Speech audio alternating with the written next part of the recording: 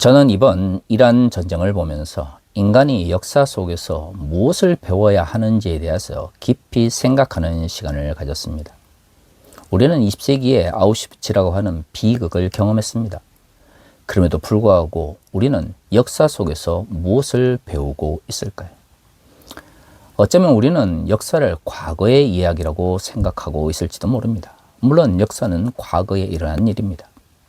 하지만 우리가 이에치카의 역사란 무엇인가를 통해서 알 수 있는 것처럼 역사는 과거와 현재의 끊임없는 대화인 것이죠. 그런데 말이죠, 이 이에치카의 그 유명한 명제가 사실은 전체 문장을 인용한 것이 아니라는 것을 우리는 생각해 볼 필요가 있습니다. 이에치카의 전체 명제는 이렇습니다. 역사란 역사가와 그의 사실들 사이의 지속적인 상호작용의 과정이며 현재와 과거 사이의 끊임없는 대화이다. 우리가 흔히 과거와 현재의 끊임없는 대화이다 라고만 알고 있는 이 전체 문장을 살펴보면 결국 이 대화의 과정 속에 참여하는 이는 역사가라는 것을 알 수가 있습니다.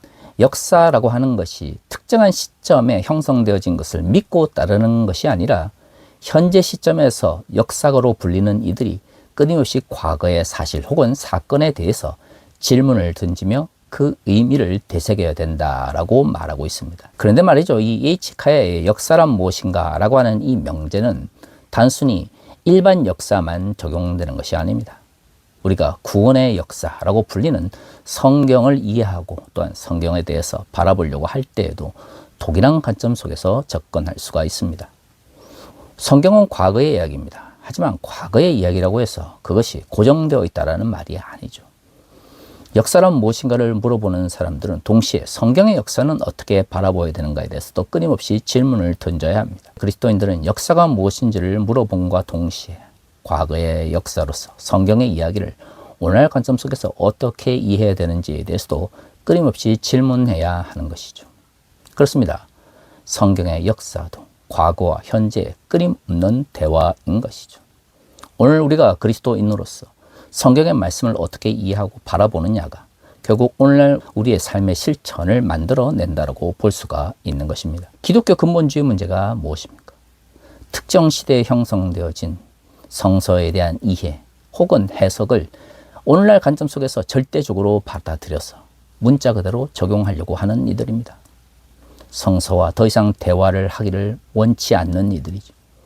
과거에 형성되어진 그 가르침, 오늘날 문자 그대로 따르면서 스스로 현실의 문제에 고민하지 않으려고 하는 것이 바로 근본주의 문제입니다. 근본주의자들이 역사를 무시하는 이유도 바로 여기에 있는 것이죠. 그러한 관점에서 오늘 우리가 읽은 유다서의 말씀은 우리가 2026년을 어떻게 살아가야 되는지에 대해서 분명히 말하고 있습니다. 유다서 1장 1절은 이렇게 시작합니다.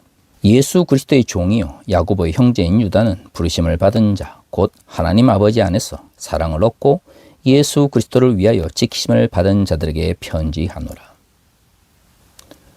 1장 1절에서 유다서를 기록한 저자가 소개되어 있습니다. 야고보의 형제인 유다라고 표현을 하고 있는데요. 여기서 말하는 야고보는 예수님의 제자들 중에서도 예수님의 형제였던 야고보를 이야기합니다. 다시 말해 유다라고 하는 이 사람은 예수님의 형제로 추정이 되는 것이죠. 예수님의 형제에 대한 기록은 성경에 거의 기록되어 있지 않습니다. 마태복음 13장에 겨우 한 줄 정도 기록되어 있는데요. 마태복음 13장 55절은 이렇게 기록하고 있습니다. 이는 목수의 아들이 아니냐. 그 어머니는 마리아, 그 형제들은 야고보, 요셉, 시몬, 유다라 하지 않느냐. 마태복음 13장 55절은 예수의 형제 4명에 대해서 언급하고 있습니다. 아마도 야고보서를 쓴 사람 그리고 유다서를 쓴 이 사람들이 예수님의 형제였을 것이다 라고 추정되는 것이죠. 물론 오늘 우리가 읽은 본문의 말씀을 제외하고는 다른 사도들의 편지 속에서 이것을 증명할 만한 다른 기록이 없기 때문에 정말로 유다서가 예수님의 형제 혹은 동생이었던 유다가 쓴 것인지에 대해서 어느 누구도 명확하게 말 수는 없습니다만은 어떻든 유다서가 짧고 그리고 그 가르침 자체가 다른 사도들의 가르침과 많은 차이가 있음에도 불구하고 정경 목록 안에 들어온 것을 보면 예수님의 제자로서 또한 예수님의 동생으로서 유다의 역할이 오늘 우리가 알려져 있는 것보다 초기 기독교 공동체에서 훨씬 넓게 인정되었다는 것은 알 수 있습니다. 어떻든 이 유다서를 쓴 사람은 사랑의 마음으로 이 유다서를 읽는 수신자들에게 편지를 합니다. 그러면 그가 아끼고 사랑하는 이 유다 공동체는 어떤 문제가 있었을까요? 그것은 3절을 통해서 알 수 있습니다. 사랑하는 자들아, 우리가 일반으로 받은 구원에 관하여 내가 너희에게 편지하려는 생각이 간절하던 차에 성도에게 단번에 주신 믿음의 도를 위하여 힘써 싸우라는 편지로 너희를 권하여야 할 필요를 느꼈노니.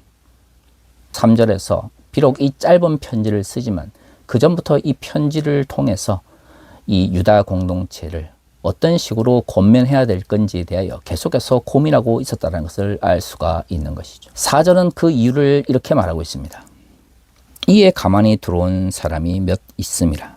그들은 옛적부터 이 판결을 받기로 미리 기록된 자니 경건하지 아니하여 우리 하나님의 은혜를 도리어 방탕한 것으로 바꾸고 홀로 하나이신 주제 곧 우리 주 예수 그리스도를 부인하는 자니라. 4절에서 유다 공동체에 조용히 들어온 사람들이 있었다는 걸 알 수가 있는 것이죠. 아마도 다른 사도들의 편지들 속에서 거짓 선지자들 혹은 거짓 교사라고 표현되어 있는 이들과 비슷한 사람들일 것이다 라고 생각됩니다. 이들이 조용히 들어온 이유는 처음에 들어올 때는 예수를 믿는 것처럼 다른 사람들을 속였기 때문입니다. 사실 당시 예수 그리스도를 믿는 기독교 공동체는 자신의 많은 사회적인 이권을 내려놔야 한다는 것을 의미하는 것이었죠.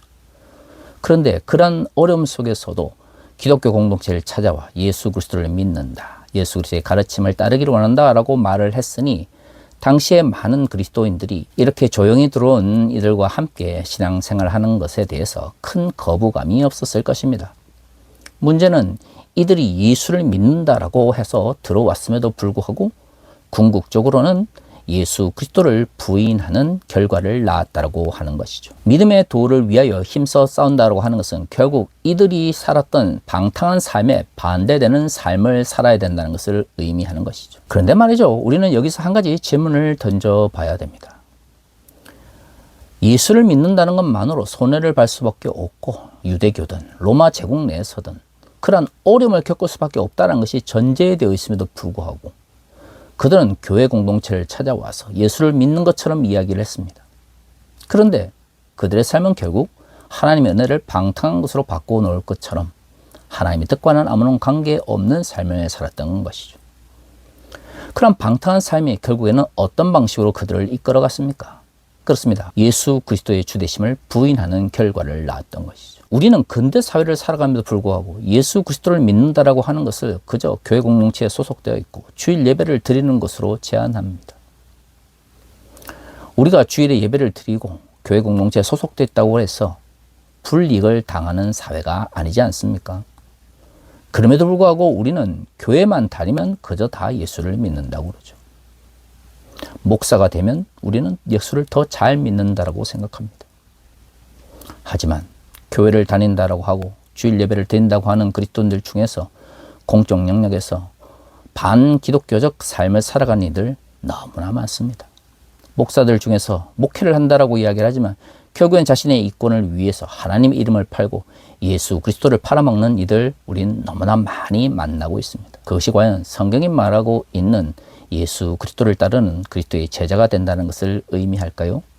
그렇지 않습니다. 그것이 바로 예수 그리스도를 믿는 자들이 풀어야 될 숙제입니다. 2000년 전에도 교회 공동체에 소속되어 있고 입술로서는 하나님을 믿고 예수 그리스도의 가르침을 따른다라고 말을 하지만 실질적으로는 하나님께서 기뻐하지 않는 삶 혹은 예수의 가르침과 반대되는 삶을 살아가는 이들도 분명히 그 교회 공동체 내에 존재했었습니다. 2026년 한국 교회에서는 그런 일들이 없을까요?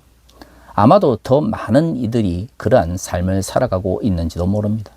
교회는 다니고 주일 예배는 드리는데 정작 사회적 영역에서 하나님께서 기뻐하시는 삶에 대해서 아무런 관심이 없고 오히려 하나님께서 금지하시고 그렇게 살지 말라라고 하는 삶을 꾸역꾸역 살아가는 이들이 우리 가운데 너무나 많습니다. 우리는 과연 그런 이들을 보면서 예수 그리스도를 믿는다라고 말할 수 있을까요? 그럴 수 없습니다. 그렇기 때문에 우리는 오늘 유다서가 말하고 있는 믿음의 도를 지키기 위하여 힘써 노력하는 삶에 대해서 고민해야 합니다. 정말 한국교회 미래를 고민하는 사람들이라면 현실의 몰락 현상에 집중하기보다 그럼에도 불구하고 내가 무엇을 할 수 있는지를 고민해야 합니다. 유다서가 쓰여질 때에도 이 편지를 쓴 사람은 유다 공동체가 너무나 힘들고 어려운 상황에 있다는 것을 알고 있는 상태에서 썼습니다.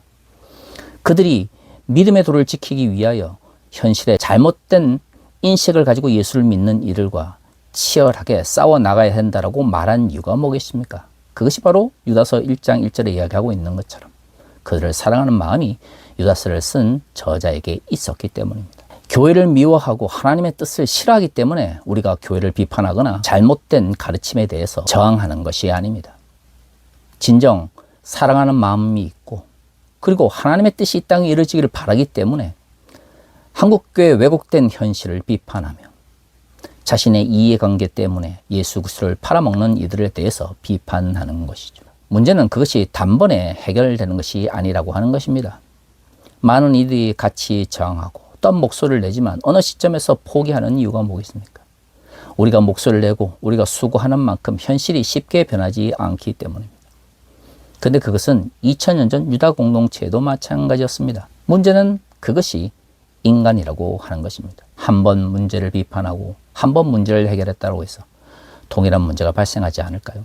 그렇지 않습니다. 우리는 역사를 통해서 인간이 동일한 잘못을 끊임없이 반복해 왔다는 것을 알 수가 있는 것이죠. 중요한 것은 우리가 과거의 역사를 잊어버린 상태에서 그저 현실에 매몰되는 것이 아니라 과거의 역사를 끊임없이 묻고 그 의미를 재해석함으로써 오늘날 우리의 삶이 또는 우리의 역사가 어떤 의미를 가지고 있는지를 돌아봐야 하는 것이죠. 그렇게 할 때 우리는 과거의 잘못으로부터 그나마 조금 멀리 떨어질 수 있고요. 과거의 올바른 결정을 반복해서 우리의 삶 가운데서 이루어낼 수 있는 것입니다. 사랑하는 성도 여러분, 역사는 과거와 현재의 끊임없는 대화를 통해서 완성되어져 갑니다.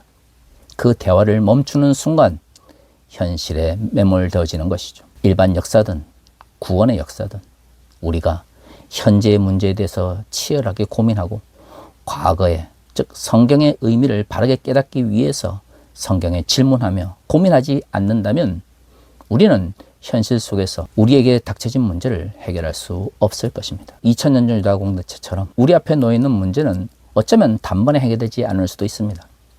그러나 역사를 주관하시는 하나님을 정말로 믿는다면 우리에게 주어진 사명을 이루기 위하여 치열하게 현재의 잘못과 왜곡된 현실을 비판하며 저항해 나아가는 삶의 자세를 유지해야 될 것입니다.